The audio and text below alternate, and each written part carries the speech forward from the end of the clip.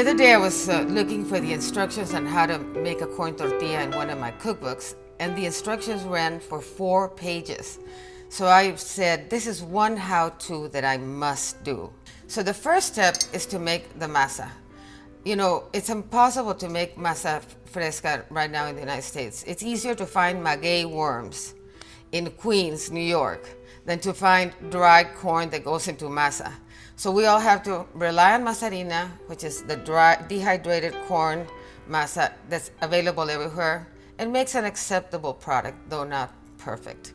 So the first step is just to get the masa and put in some warm water. The amount of water that you need, for masarina very much depends on how humid it is or how wet it is. So there's always a range. There's not an exact amount. But what you want is a nice firm dough that isn't too dry but not too wet, because otherwise it won't mold. This is absolutely perfect.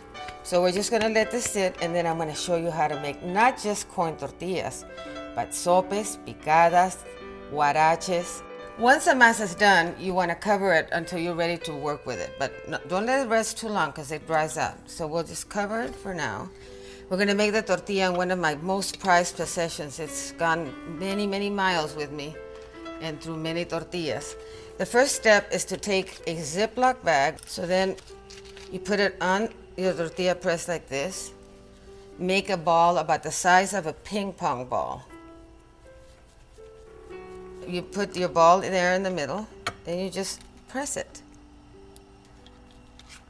And see how perfect it is? And so simple. But let's say that you don't have a tortilla press. What do? Well, it's very simple too. You take another ball, you get a heavy saucepan, and you squeeze it straight down. I put a little bit of oil on a paper towel and put it on the skillet or comal. So there we go. Then you're going to have to wait about a minute or two. So now you flip it, and after a little while, you press it down with another towel, but that isn't wet, okay? And this should sometimes, if you're lucky, they puff up deliciously. Okay, now it's got a nice little crust. We'll take that out.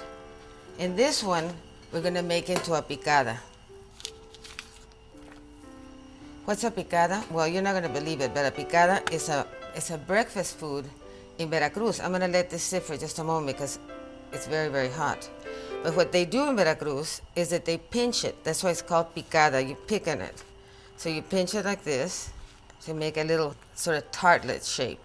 Once you have your picada, take a little bit of lard, or oil if you want, and just put a tiny little bit of it. And one of the ways that I serve it is with this wonderful tomatillo avocado salsa. And then I sprinkle it with cheese. This one I mix in with a little bit of scallions, and it's just wonderful. Okay, so next I'm gonna make a tlacoyo. That's also known as a huarache.